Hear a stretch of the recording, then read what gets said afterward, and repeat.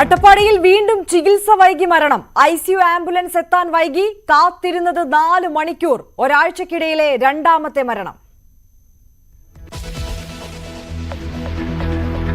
രാജ്യസഭാ തെരഞ്ഞെടുപ്പ് പ്രഖ്യാപിച്ചു. കേരളത്തിലെ 3 സീറ്റിൽ വോട്ടെടുപ്പ് ജൂൺ 25-ന്.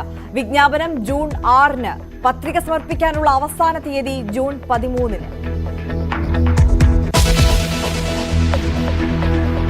മദ്യനയത്തിൽ മാറ്റം വരുത്തുമെന്ന വാർത്ത അടിസ്ഥാനരഹിതമെന്ന ചീഫ് സെക്രട്ടറി. ചർച്ചകളെ തെറ്റായി വ്യാഖ്യാനിച്ചെന്നും ഡോക്ടർ വി വേണു.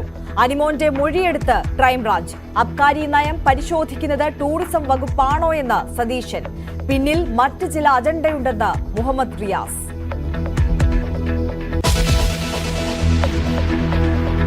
ഗുണ്ടാ നേതാവ് തമ്മനം ഫൈസലിന്റെ വിരുന്ന്. 2 പോലീസുകാർക്ക് സസ്പെൻഷൻ. ഡിവൈഎസ്പിയുമായി ഒരു ബന്ധവുമില്ലെന്ന് ഫൈസൽ. വാർത്തയ്ക്ക് പിന്നിൽ ശത്രുക്കളെന്ന വിശദീകരണം. അങ്ങനെ ഒരു സംഭവം ഇവിടെ ഇല്ല. അങ്ങനെ ഒരു വിരുന്നും കൊടുത്തിട്ടില്ല. അങ്ങനെ ഒരു സംഭവം ഇല്ല. എനിക്കറിയാൻ പാടില്ല. ഇത് പോലീസുകാരാണെന്ന് സാധാരണ ഒരു ഡ്രസ്സിലാണ് വന്നത്. എന്താ എനിക്ക് അങ്ങനെ പോലീസുകാരായിട്ട് ഞാൻ അങ്ങനെ പോവാറുമില്ല. എന്നെ പോലീസ് സ്റ്റേഷനിൽ വിളിപ്പിക്കാറുമില്ല. മുഖ്യമന്ത്രി വിളിച്ച പോലീസ് ഉദ്യോഗസ്ഥരുടെ യോഗം നാളെ.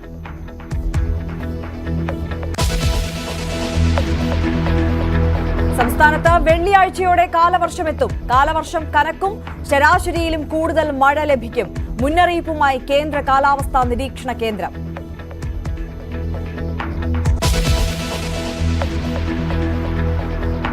പ്രജ്വൽ രേവണ്ണ 31-ന് ബംഗളൂരുവിൽ ಮಡങ്ങിയെത്തും. SITക്ക് മുന്നിൽ ಹಾಜರಾகும். ಸಂಪೂರ್ಣ ಈ ಇನ್ವೆಸ್ಟಿಗೇಷನ್ಗೆ ಸಹಕಾರ ಕೊಡೋ ಮುಖಾಂತರ ನಾನು ಇದಕ್ಕೆ ಸರಿಯಾದ ರೀತಿಯಲ್ಲಿ ಉತ್ತರ ಕೊಡುವಂತ ಕೆಲಸನ ಮಾಡ್ತೀನಿ. ಹಾಗೆ ನ್ಯಾಯಾಲಯದ ಮೇಲೆ ನನಗೆ ನಂಬಿಕೆ ಇದೆ. ഇടക്കാല ജാമ്യം നീട്ടണമെന്ന് കേജ്രിവാൾ സുപ്രീം കോടതിയിൽ. മർദ്ദന പരാതിയിൽ നുണപരിശോധനയ്ക്ക് തയ്യാറാണെന്ന് സ്വാതി മലിവ.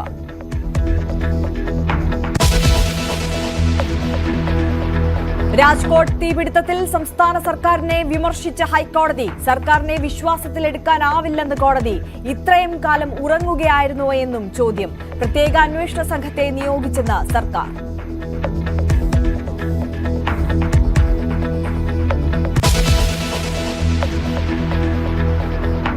വിശദാംശങ്ങളിലേക്ക് കടക്കുമ്പോൾ വളരെ പ്രധാനപ്പെട്ട ഒരു വാർത്തയിലേക്കാണ് ആദ്യം തന്നെ പോകുന്നത്. ചികിത്സ വൈകിയതിനെ തുടർന്ന് അട്ടപ്പാടിയിൽ വീണ്ടും മരണം. ആംബുലൻസ് എത്താൻ വൈകിയതിനെ തുടർന്നാണ് ആദിവാസി വയോധികൻ മരിച്ചത്. അട്ടപ്പാടി സ്വദേശി ചെല്ലനെ കൊണ്ടുപോകാൻ ICU ആംബുലൻസ് എത്തിയത് 4 മണിക്കൂർ വൈകിയാണ്. ഒരാഴ്ചക്കിടെ രണ്ടാമത്തെ മരണമാണ് അട്ടപ്പാടിയിൽ സംഭവിച്ചത്. ആട് മേയ്ക്കാൻ പോയിട്ട് വരാണ്ടായപ്പോൾ ഞങ്ങൾ തെരഞ്ഞു പോയി നോക്കുമ്പോഴേക്കും അപ്പോൾ എടുത്ത് റോഡിലേക്ക് കൊണ്ടുപോയി വെച്ചിട്ട് പിന്നെ അവിടുന്ന് ഇവിടുത്തെ ആൾക്കാരിലേക്ക് കൂടി ചുമന്ന് പഴിയിൽ കൊണ്ടുപോയി. എത്ര ദൂരം ചുമന്ന് കൊണ്ടുപോയിട്ടുണ്ടാവും? ഒരു കിലോമീറ്റർ ഉണ്ടാവും. 1 കിലോമീറ്ററോളം ചുമന്ന് കൊണ്ടുപോയിട്ടാണ് ആംബുലൻസ് നിങ്ങൾ കൊണ്ടുപോയ സമയത്ത് കൃത്യമായി കിട്ടിയിരുന്നു? ഇവിടുന്ന് കോട്ടത്തറയ്ക്ക് കിട്ടി. പക്ഷേ കോട്ടത്തറന്ന് അങ്ങോട്ടാണ് വൈകിയത്. കോട്ടത്തറയിൽ നിന്ന് എന്ത് കാരണം കൊണ്ടാണ് ഇവർ ആംബുലൻസ് വിട്ടുതരാൻ വൈകിയെന്ന് വല്ലതും പറഞ്ഞോ? അത് ICU ഇല്ലാത്ത ആംബുലൻസ് ഇല്ല. അത് കൊണ്ട് വർക്ക്ഷോപ്പിലിട്ടിരിക്കുകയാണ്. ICU സംവിധാനമുള്ള ആംബുലൻസ് രണ്ടും വർക്ക്ഷോപ്പിൽ കൊണ്ടിട്ടിരിക്കുകയാണ് എന്ന് പറഞ്ഞു. എന്നിട്ടാണ് അവിടുത്തെ ഒറ്റപ്പാലത്ത് നിന്ന് ആംബുലൻസ് വന്നിട്ടാണ് ഞങ്ങൾ തൃശ്ശൂരിലേക്ക് കൊണ്ടുപോയത്. ആംബുലൻസ് വന്നു. അവിടെ നിന്നിട്ടും ആംബുലൻസ് ഇവിടെ ഊരിലേക്കൊന്നും വരാൻ പറ്റില്ല. പളിയൂര് വരെ വരാൻ പറ്റുള്ളൂ. ഇതുവരെ ഞങ്ങൾ കുറേ കാര്യങ്ങളൊക്കെ ഇത്രയും ഇതിന് മുമ്പും ഇത് കൊണ്ടുപോയിട്ടുണ്ട് ഒരാൾ കൂടി. എന്നിട്ടും പറ്റാത്ത ഒരവസ്ഥയാണ് ഇവിടെ നടക്കുന്നത്. വിനേഷ് കുമാർ വിവരങ്ങളുമായി ചേരുകയാണ്. വിനേഷ്, അനാസ്ഥയുടെ അവഗണനയുടെ മറ്റൊരു ഇര കൂടി. ഒരാഴ്ചക്കിടെ രണ്ടാമത്തെ മരണമാണ് സംഭവിച്ചിരിക്കുന്നത്. വിശദാംശങ്ങൾ. ആര്യ പറഞ്ഞ പോലെ തന്നെ അവഗണനയുടെ അല്ലെങ്കിൽ അനാസ്ഥയുടെയോ അല്ലെങ്കിൽ നിഷ്ക്രിയത്വത്തിന്റെ ഏറ്റവും എക്സ്ട്രീം ലെവലിലാണ് ഇപ്പോൾ ആരോഗ്യവകുപ്പ് എന്നുള്ളതിന്റെ ഏറ്റവും വലിയ ഉദാഹരണമാണ് ഈ ഒരാഴ്ചക്കിടെ നടന്നിരിക്കുന്ന അട്ടപ്പാടിയിൽ ആംബുലൻസ് സൗകര്യമില്ലാതെ ഉണ്ടായിരിക്കുന്ന 2 മരണങ്ങൾ. അതിലൊന്നിപ്പോൾ മിനിയാന്നായിരുന്നെങ്കിൽ ഒന്ന് ഇന്നാണ് ഇപ്പോൾ ഉണ്ടായിരിക്കുന്നത്. അട്ടപ്പാടിയിൽ ആംബുലൻസ് സൗകര്യം ഇല്ലാതെ ചികിത്സ വൈകിയ ആദിവാസി മധ്യവയസ്കൻ 55-കാരനാണ് ഇപ്പോൾ തൃശൂർ മെഡിക്കൽ കോളേജിൽ മരിച്ചിരിക്കുന്നത്. ആംബുലൻസ് ഇല്ലാത്തതിനാൽ ആദിവാസിയായ 55-കാരനെ കോട്ടത്തറ ആശുപത്രിയിൽ നിന്ന് മാറ്റിയത് 4 മണിക്കൂറിന് ശേഷം. അതായത് 4 മണിക്കൂറോളം ഇവിടെ ഈ കോട്ടത്തറ ആശുപത്രിയിൽ ഉണ്ടായിരുന്നു. കോട്ടത്തറ ട്രൈബൽ ആശുപത്രിയിൽ അത്രയും സൂപ്പർ സ്പെഷ്യാലിറ്റി സംവിധാനങ്ങളില്ല. വിദഗ്ധ ചികിത്സ ലഭിക്കണമെങ്കിൽ എന്തായാലും തൃശ്ശൂരിലേക്ക് പോകേണ്ട ഒരു അവസ്ഥയാണുള്ളത്. മേലെ ഭൂതയാർ ഊരിലെ ചെല്ലനാണ് ഈ ദുരവസ്ഥ ഉണ്ടായതും തുടർന്ന് മരണം ഉണ്ടായിരിക്കുന്നത്. ചെല്ലനെ തൃശ്ശൂർ മെഡിക്കൽ കോളേജിലേക്ക് മാറ്റിയത് ഇങ്ങനെ 4 മണിക്കൂറോളം ആംബുലൻസ് കാത്തു നിന്ന ശേഷം, അതായത് ഇവിടെ വെന്റിലേറ്റർ നേരത്തെ ഉണ്ടായ മരണം 2 ആംബുലൻസുകളും വെന്റിലേറ്റർ സൗകര്യമില്ലാത്തതിൽ ഉണ്ടായിരുന്നെങ്കിൽ ഇപ്പോഴാകട്ടെ ICU സംവിധാനമില്ലാത്ത ആംബുലൻസ് ഇവിടെ ഇല്ലാത്തത് കൊണ്ടാണ്. ഇവിടെ നിലവിൽ 6 ആംബുലൻസുകളുണ്ട്. ഇതിൽ 6 ആംബുലൻസുകളിൽ 2 എണ്ണം വെന്റിലേറ്റർ സൗകര്യമുള്ളതാണ്. ഈ 2ഉം പ്രവർത്തിക്കുന്നില്ല, 2ഉം കട്ടപ്പുറത്താണ്. അതിന് പിന്നാലെയാണ് ഇപ്പോൾ ICU സംവിധാനമില്ലാത്ത ആംബുലൻസ് ഇല്ലാത്തത് കൊണ്ട് ചെല്ലൻ മരിച്ചിരിക്കുന്നത്. ആട് മേയ്ക്കാൻ പോയ ചെല്ലനെ 2 ദിവസം മുമ്പ് രാത്രി 7 മണിയോടുകൂടി ബോധരഹിതനായി വനത്തിൽ കണ്ടെത്തിയിരുന്നു. ഇന്നലെ 8:30യോടുകൂടി കോട്ടത്തറ ട്രൈബൽ സ്പെഷ്യാലിറ്റി ആശുപത്രിയിൽ എത്തിച്ചു. രാത്രി 12:30യോടെയാണ് രോഗിയെ മെഡിക്കൽ കോളേജിലേക്ക്, അതായത് 7 മണിയോടെ ബോധരഹിതനായി വനത്തിൽ കണ്ടെത്തുകയും 8:30യോടെ കോട്ടത്തറ താലൂക്ക് ആശുപത്രിയിൽ എത്തിക്കുകയും ചെയ്തയാളെ 12:30 ഇവരെ തൃശ്ശൂർ മെഡിക്കൽ കോളേജിലേക്ക് എത്തിക്കാൻ കഴിഞ്ഞത്. അതിനിടെ ഇവർ മരിക്കുകയായിരുന്നു. നമുക്കറിയാം, അട്ടപ്പാടി എന്ന് പറഞ്ഞിട്ടുണ്ടെങ്കിൽ ഏറ്റവും പിന്നോക്ക ജനവിഭാഗം, ആദിവാസികൾ ഉൾപ്പെടെയുള്ള പിന്നോക്ക ജനവിഭാഗം തിങ്ങിപ്പാർക്കുന്ന ഒരു പ്രദേശത്താണ് ഇത്രത്തോളം ആരോഗ്യവകുപ്പിന്റെ അനാസ്ഥ പ്രകടമാവുന്നത്. എന്തായാലും കഴിഞ്ഞ ദിവസം ഉണ്ടായിരിക്കുന്ന മരണം, കഴിഞ്ഞ ദിവസം നമുക്കറിയാം ഒരു ഓട്ടോറിക്ഷയ്ക്ക് മുകളിൽ മരം പൊട്ടി വീണായിരുന്നു മരണമെങ്കിൽ ഇത്തവണ ഇദ്ദേഹത്തിന് ബോധരഹിതനായി വീണതാണ്. എന്താണ് മരണകാരണം എന്ന് പോലും വ്യക്തമല്ല. അദ്ദേഹത്തിന് മറ്റെന്തെങ്കിലും ആരോഗ്യ പ്രശ്നങ്ങൾ ഉണ്ടായിരുന്നോ എന്നുള്ളതിന്റെ ഉൾപ്പെടെയുള്ള വിവരങ്ങൾ ഇനി നമുക്ക് ലഭ്യമാകേണ്ടതുണ്ട്. എന്തായാലും പാലക്കാട് കൃത്യമായ ഒരു വിദഗ്ധ ചികിത്സ ലഭ്യമാകുന്ന രീതിയിലുള്ള ആശുപത്രികളില്ല. അതുകൊണ്ട് തന്നെ പലപ്പോഴും പാലക്കാട് നിന്ന് തൃശ്ശൂരിലേക്ക് കൊണ്ടുപോവുകയാണ് ചെയ്യുന്നത്. ഇത് 4 മണിക്കൂറോളം വൈകി. ഇതാണ് ഇപ്പോൾ ചെല്ലന്റെ മരണത്തിൽ കലാശിച്ചിട്ടുള്ളത്.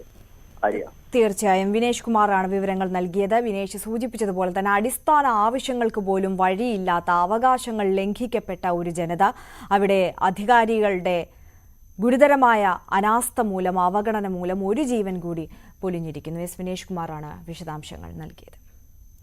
മറ്റൊരു വാർത്തയിലേക്ക് കടക്കുമ്പോൾ രാജ്യസഭാ തെരഞ്ഞെടുപ്പ് പ്രഖ്യാപിച്ചു. കേരളത്തിൽ നിന്നുള്ള 3 സീറ്റുകളിലേക്ക് ജൂൺ 25-ന് തെരഞ്ഞെടുപ്പ് നടക്കും. ജോസ് കെ മാണി, എളമരം കരീം, ബിനോയ് വിശ്വം എന്നിവരാണ് ഒഴിയുന്നത്.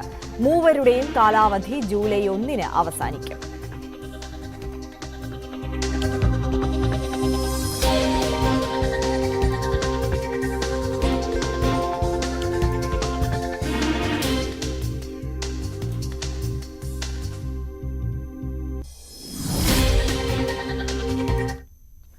മദ്യനയത്തിൽ മാറ്റം വരുത്തുമെന്ന വാർത്ത അടിസ്ഥാനരഹിതമെന്ന് ചീഫ് സെക്രട്ടറി വി വേണു. സംസ്ഥാനത്തെ സാമ്പത്തിക സ്ഥിതി മെച്ചപ്പെടുത്തുന്ന ചർച്ചകളെ തെറ്റായി വ്യാഖ്യാനിച്ചതും ഡ്രൈ ഡേ വഴി കോടികൾ നഷ്ടമാകുന്നുവെന്ന വിഷയം യോഗങ്ങളിൽ ഉന്നയിക്കപ്പെട്ടെന്നും ചീഫ് സെക്രട്ടറി സ്ഥിരീകരിച്ചു.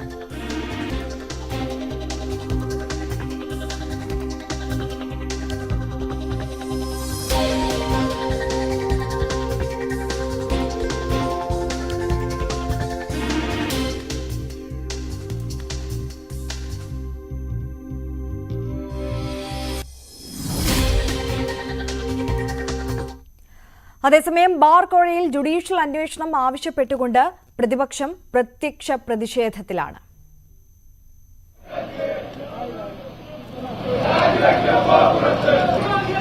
നിയമസഭാ സമ്മേളനത്തിന് മുമ്പ് തന്നെ സംസ്ഥാന വ്യാപക പ്രതിഷേധത്തിനുള്ള ഒരുക്കങ്ങളും UDF തുടങ്ങി. അതേസമയം മദ്യനയത്തിൽ മാറ്റം വരുത്തണമെന്ന പ്രതിപക്ഷ നേതാവ് VD സതീശൻ ആവശ്യപ്പെട്ടു. ബാർ ഉടമകളിൽ നിന്ന് ഉദ്യോഗസ്ഥരും പണം പിരിക്കുകയാണ്. മുഖ്യമന്ത്രി പോലീസ് ഉദ്യോഗസ്ഥരുടെ യോഗം വിളിച്ചിരിക്കുന്നത് എന്തിനു വേണ്ടിയാണ്? മന്ത്രിമാർ 2 പേരും പച്ചക്കള്ളം പറയുന്നു. ടൂറിസം ഡയറക്ടറുടെ പ്രസ്താവന പോലും പുറത്തുവിട്ടത് മന്ത്രിയുടെ ഓഫീസാണ്. അബ്കാരി നയം പരിശോധിക്കുന്നത് ടൂറിസം വകുപ്പാണോ എന്നും പ്രതിപക്ഷ നേതാവ് ചോദിച്ചു.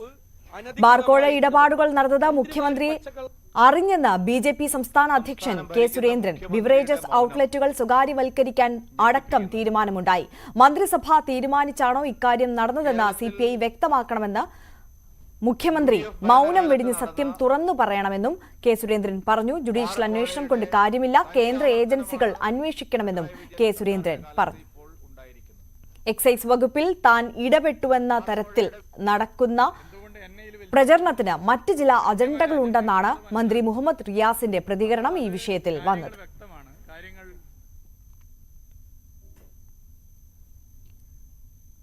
പ്രാരംഭ പ്രാരംഭ ചർച്ചകൾ പോലും നടന്നിട്ടില്ലെന്ന എക്സൈസ് ടൂറിസം മന്ത്രിമാരുടെ പ്രസ്താവന തികഞ്ഞ സത്യപ്രതിജ്ഞാ ലംഘനമെന്ന് VM സുധീരൻ.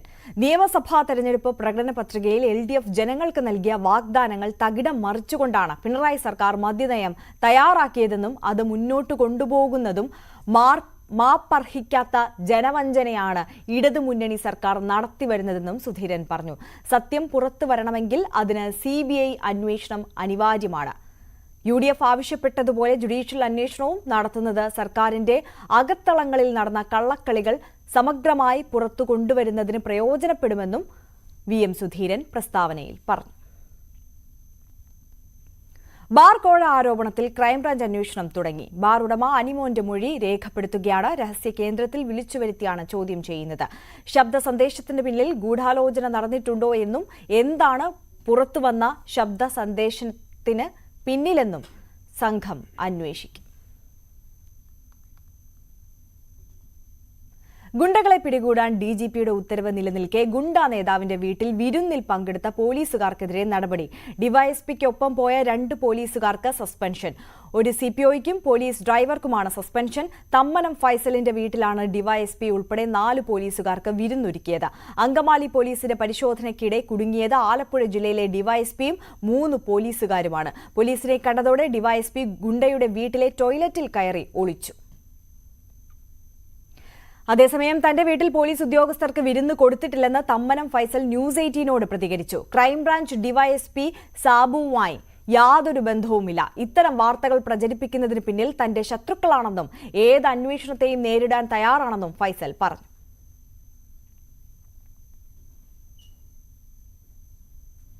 മുഖ്യമന്ത്രി വിളിച്ച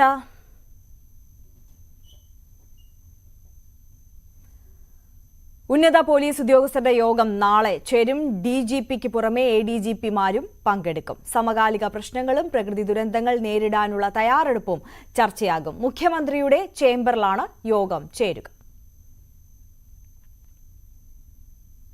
കേരളത്തിൽ ഇത്തവണ കാലവർഷം കനക്കുമെന്ന് മുന്നറിയിപ്പ്. കേന്ദ്ര കാലാവസ്ഥാ നിരീക്ഷണ കേന്ദ്രമാണ് മുന്നറിയിപ്പ് നൽകിയത്. 5 ദിവസത്തിനുള്ളിൽ മൺസൂൺ കേരളത്തിലെത്തുമെന്നും കാലാവസ്ഥാ നിരീക്ഷണ കേന്ദ്രം മുന്നറിയിപ്പ് നൽകുന്നു.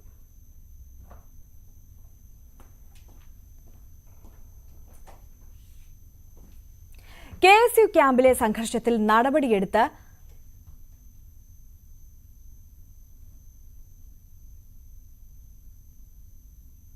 NSU. KSU സംസ്ഥാന ജനറൽ സെക്രട്ടറി അനന്തകൃഷ്ണനെ സസ്പെൻഡ് ചെയ്തു. എറണാകുളം ജില്ലാ സെക്രട്ടറി ആഞ്ചലോയ്ക്കും സസ്പെൻഷൻ. മാധ്യമങ്ങൾക്ക് വാർത്ത ചോർത്തി നൽകിയെന്ന് വിമർശനം. സുധാകരൻ അനുകൂലികൾക്കെതിരെ മാത്രമാണ് നടപടിയെന്ന വിമർശനവുമായി ഒരു വിഭാഗവും രംഗത്ത് വന്നു. ലൈംഗികാതിക്രമ കേസിൽ പ്രതിയായ BJP സ്ഥാനാർത്ഥി പ്രജ്വൽ രേവണ്ണ ഒടുവിൽ കീഴടങ്ങുന്നു. ജർമ്മനിയിൽ നിന്ന് മെയ് 31-ന് ബംഗളൂരുവിലെത്തി SITക്ക് മുമ്പാകെ ഹാജരാകുമെന്ന് പ്രജ്വൽ വ്യക്തമാക്കി. കഴിഞ്ഞ ഏപ്രിൽ 27 മുതൽ പ്രജ്വൽ ഒളിവിലാണ്. പ്രജ്വലിന്റെ ഡിപ്ലോമാറ്റിക് പാസ്പോർട്ട് റദ്ദാക്കാൻ വിദേശകാര്യ മന്ത്രാലയം നടപടി സ്വീകരിച്ചതോടെയാണ് കീഴടങ്ങാനുള്ള തീരുമാനത്തിലേക്ക് എത്തിയത്. തന്നെ രാഷ്ട്രീയത്തിൽ നിന്ന് പുറത്താക്കാൻ ഗൂഢാലോചന നടത്തിയെന്നും പ്രജ്വൽ ആരോപിച്ചു. നിയമ പോരാട്ടം നടത്തി സത്യം തെളിയിക്കുമെന്നും ജുഡീഷ്യറിയിൽ തനിക്ക് വിശ്വാസമുണ്ടെന്നും പ്രജ്വൽ പറഞ്ഞു.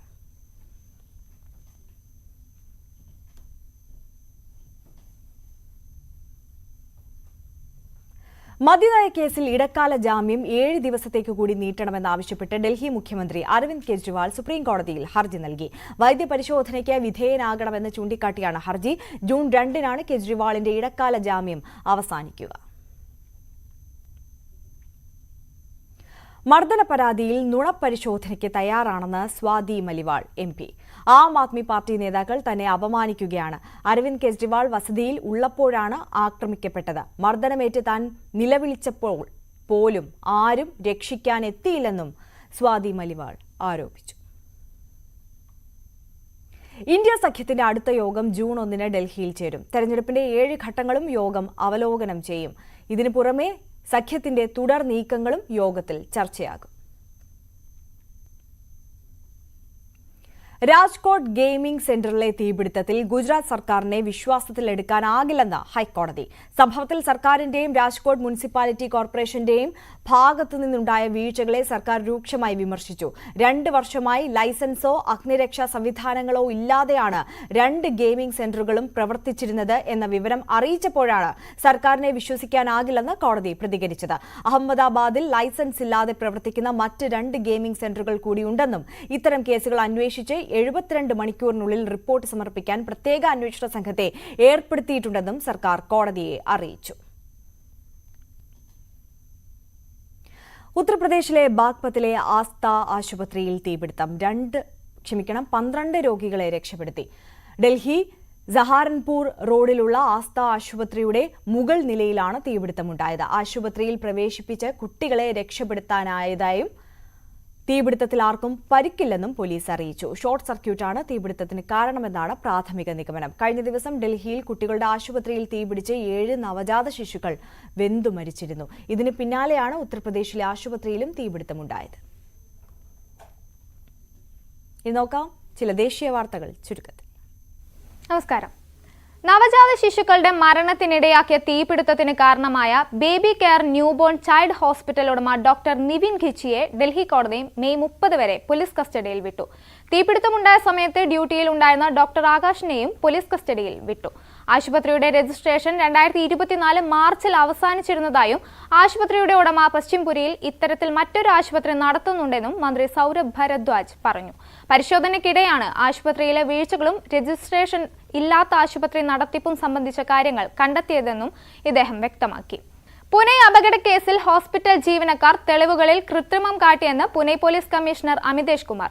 സാസൂൺ ഹോസ്പിറ്റൽ ഫോറൻസിക് മേധാവി അജയ് തവാരെയെയും സാസൂണിലെ chief medical officer doctor Shrihari ഹർഹറയെയും പോലീസ് അറസ്റ്റ് ചെയ്തു. കൗമാരക്കാരന്റെ രക്തസാമ്പിൾ ചവിറ്റുകൊട്ടയിൽ കളഞ്ഞ് മദ്യം കഴിക്കാത്ത മറ്റൊരാളുടെ രക്തസാമ്പിൾ ശേഖരിച്ച് ഇവർ കൃത്രിമം കാട്ടിയെന്ന് പുനെ പോലീസ് കണ്ടെത്തിയതോടെയാണ് നടപടി. തൃണമൂൽ കോൺഗ്രസിനെതിരായ പരസ്യ വിവാദത്തിൽ ബിജെപിക്ക് സുപ്രീം കോടതിയിൽ തിരിച്ചടി.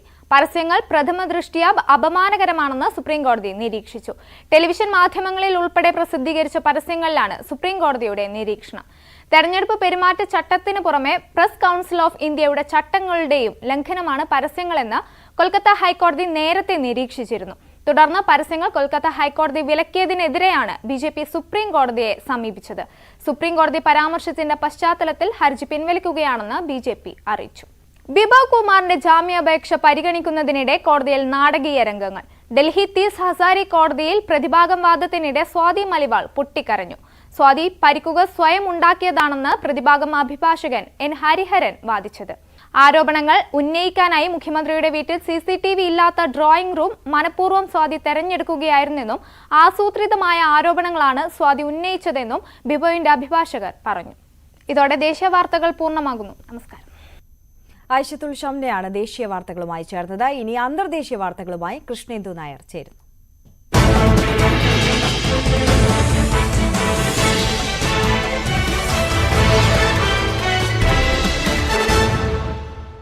നമസ്കാരം. ലോകവാർത്തയിലേക്ക് സ്വാഗതം. ഇറാൻ റഷ്യയിൽ നിന്ന് 15 നൈറ്റ് വിഷൻ ഹെലികോപ്റ്ററുകൾ വാങ്ങുന്നു. റഷ്യയിൽ നിന്ന് 12 നൈറ്റ് വിഷൻ റെസ്ക്യൂ ഹെലികോപ്റ്ററുകളും 3 ഫയർ ഫൈറ്റിംഗ് ഹെലികോപ്റ്ററുകളും ഇറാൻ വാങ്ങിയതായി ഇറാനിയൻ റെഡ് ക്രെസന്റ് സൊസൈറ്റിയുടെ റിലീഫ് ആൻഡ് റെസ്ക്യൂ ഓർഗനൈസേഷൻ മേധാവി ബബാക് മഹ്മൂദി ഇറാൻ വാർത്താ ഏജൻസിയോട് പറഞ്ഞു. സ്പെഷ്യലൈസ്ഡ് ഹെലികോപ്റ്ററുകൾ നിർമ്മിക്കുന്ന കമ്പനിയുടെ ഉദ്യോഗസ്ഥരുമായി ഏപ്രിൽ അവസാനത്തോടെ ഈ കരാർ ഒപ്പിട്ടതായും മഹ്മൂദി കൂട്ടിച്ചേർത്തു. അതായത് 2025 മാർച്ച് 20 അവസാനിക്കുന്ന നിലവിലെ ഇറാനിയൻ കാലണ്ടർ വർഷാവസാനത്തോടെ 4 ഹെലികോപ്റ്ററുകൾ എത്തിക്കാൻ കഴിയുമെന്ന് റഷ്യ പ്രഖ്യാപിച്ചിട്ടുണ്ടെന്നും അദ്ദേഹം പറയുന്നു. വലുതും പ്രത്യേകതയുള്ളതുമായ ഈ ഹെലികോപ്റ്ററുകൾക്ക് 6 ചെറിയ സപ്പോർട്ടിംഗ് ഹെലികോപ്റ്ററുകളുമുണ്ട്. ഈ ഹെലികോപ്റ്ററുകളുടെ മൊത്തം വില ഏകദേശം $500 മില്യൺ ആണ്. ഖത്തർ എയർവേസിന്റെ വിമാനം ആകാശച്ചുഴിയിൽപ്പെട്ടതിനെ തുടർന്ന് യാത്രക്കാർക്ക് പരിക്ക്. ദോഹയിൽ നിന്ന് ഡ്യൂബ്ലിനിലേക്കുള്ള യാത്രയ്ക്കിടെ ഖത്തർ എയർവേസ് ഫ്ലൈറ്റ് QR017 ആകാശച്ചുഴിയെ തുടർന്ന് 6 ക്രൂ അംഗങ്ങൾ ഉൾപ്പെടെ 12 പേർക്ക് പരിക്കേറ്റു. ടർക്കിക്ക് മുകളിലൂടെ പറക്കുന്നതിനിടെ വിമാനത്തിന് ടർബുലൻസ് അനുഭവപ്പെട്ടതിനെ തുടർന്ന് 6 യാത്രക്കാർക്കും 6 ക്രൂ അംഗങ്ങൾക്കും പരിക്കേറ്റതായി ഡ്യൂബ്ലിൻ എയർപോർട്ട് സ്ഥിരീകരിച്ചു. സംഭവത്തെ തുടർന്ന് വിമാനം ഞായറാഴ്ച ഉച്ചയ്ക്ക് 1 മണിയോടെ സുരക്ഷിതമായി ഡ്യൂബ്ലിൻ വിമാനത്താവളത്തിൽ ഇറക്കി. 18 വയസ്സ് കഴിഞ്ഞവർക്ക് ദേശീയ സേവനം നിർബന്ധമാക്കുമെന്ന് ബ്രിട്ടീഷ് പ്രധാനമന്ത്രി ഋഷി സുനക്. ജൂലൈ 4 നടക്കുന്ന തെരഞ്ഞെടുപ്പിന് ശേഷം കൺസർവേറ്റീവ് പാർട്ടി അധികാരത്തിൽ തുടരുകയാണെങ്കിൽ 18 വയസ്സ് കഴിഞ്ഞവർക്ക് രാജ്യത്ത് ദേശീയ സേവനം നിർബന്ധമാക്കുമെന്ന് ബ്രിട്ടീഷ് പ്രധാനമന്ത്രി ഋഷി സുനക് പറഞ്ഞു. അർഹമായ അവസരങ്ങൾ ലഭിക്കാത്ത യുവാക്കളുടെ തലമുറകൾ ബ്രിട്ടനിൽ ഉണ്ടെന്ന് പ്രധാനമന്ത്രി പറയുന്നു. ഒപ്പം അനിശ്ചിതത്വമുള്ള ലോകത്ത് സമൂഹത്തെ ഒന്നിപ്പിക്കാനും ദേശീയ ഐക്യം വർദ്ധിപ്പിക്കാനും ഈ പദ്ധതി ഉപകരിക്കുമെന്നും സുനക് പറയുന്നു. പ്രതിവർഷം $300 കോടി ചെലവ് വരുന്ന പദ്ധതി പ്രകാരം യുവാക്കൾ 1 വർഷം സായുധ സേനയിൽ സേവനം അനുഷ്ഠിക്കുകയോ മാസത്തിൽ 1 വാരാന്ത്യത്തിൽ സന്നദ്ധ സേവനം നടത്തുകയോ വേണം. പോലീസ്, ആരോഗ്യ സേവനം തുടങ്ങിയവയിലാണ് സന്നദ്ധ സേവനം നടത്തേണ്ടത്.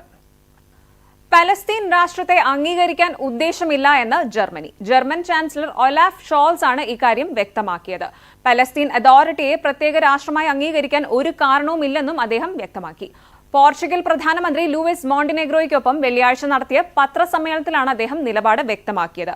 രാജ്യത്തിന്റെ ഭൂപ്രദേശത്തെപ്പറ്റി വ്യക്തതയില്ല. അതുമായി ബന്ധപ്പെട്ട മറ്റെല്ലാ വിഷയങ്ങളും ഇപ്പോഴും വ്യക്തതയില്ലാതെ തുടരുന്നതായും ഷോൾസ് പറയുന്നു.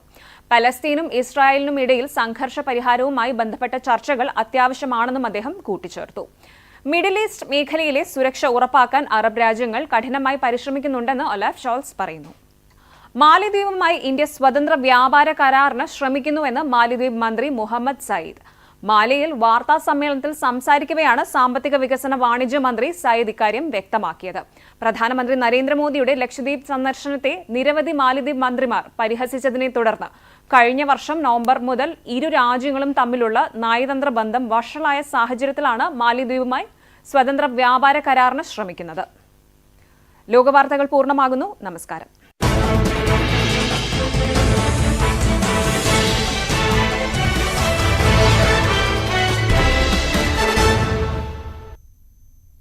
കോഴിക്കോട് നഗരത്തിൽ നടന്നുവരുന്ന മറൈൻ വേൾഡ് പ്രദർശനം തടസ്സപ്പെടുത്താൻ BJP സംസ്ഥാന കമ്മിറ്റി അംഗം ശ്രമിച്ചെന്ന് പരാതി.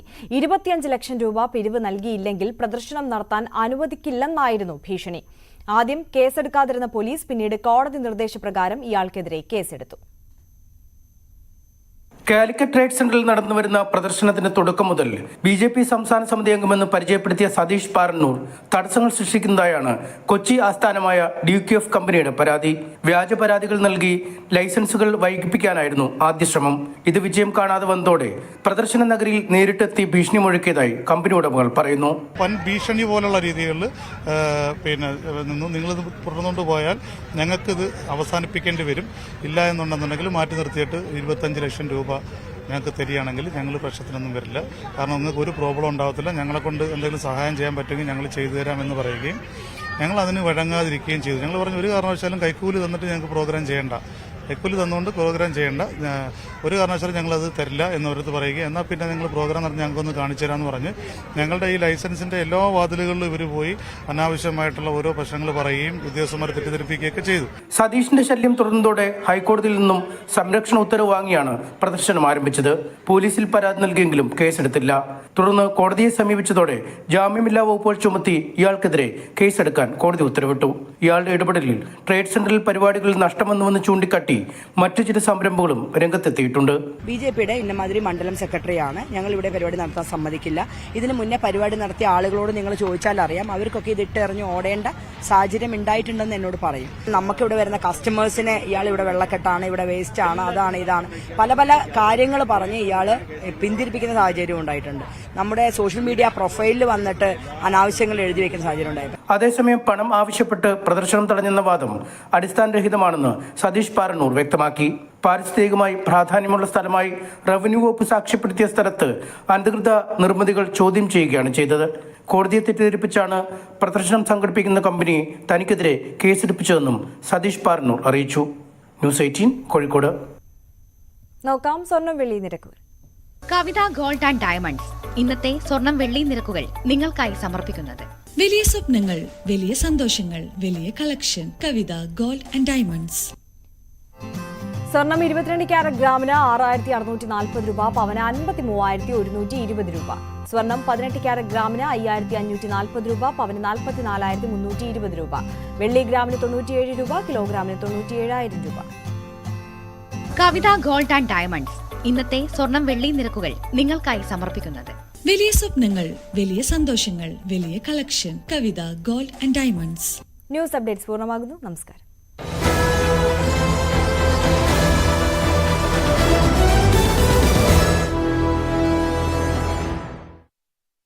പോലീസ് ഉദ്യോഗസ്ഥർ, അങ്കമാലി പോലീസ് ഉദ്യോഗസ്ഥർ അവിടെ